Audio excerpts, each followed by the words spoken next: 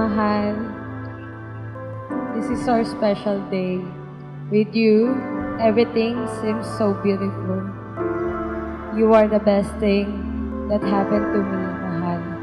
And the wonderful things I decided to do is to share my life with you.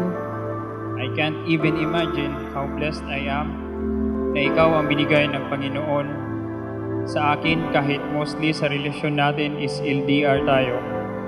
And I thank you for that. For waiting every uwi ko ng Pinas. For being patient.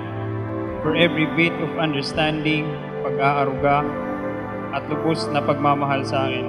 Even ngayon, mahal, sa lagpas 2 years na pagsasama, is meron pa ring mga parte sa akin na di makapaniwala na kinasal na ako sa taong mahal na mahal ako.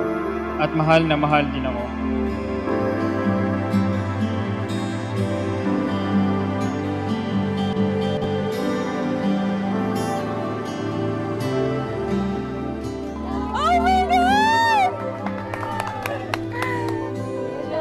Hello, B. Hi, ano kayo? Okay.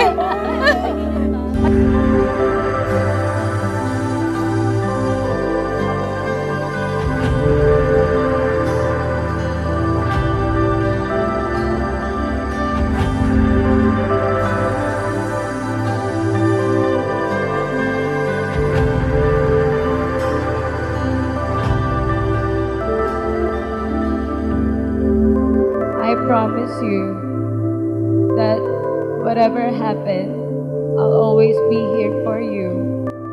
And I will never make you feel alone.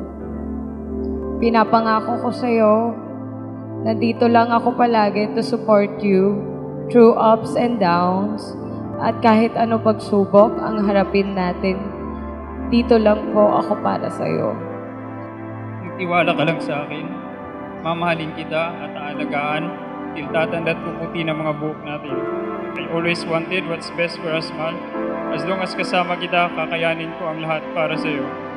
That's why on this day, mahal, binibigay ko ang buong puso ko. I promise, mamahalin kita, aalagaan, sasamahan kita, at ang magiging pamilya natin sa lahat ng masasaya at malungkot na araw ng ating buhay. Thank you for making my dreams into reality. I love you so much. Mamahalin kita habang buhay.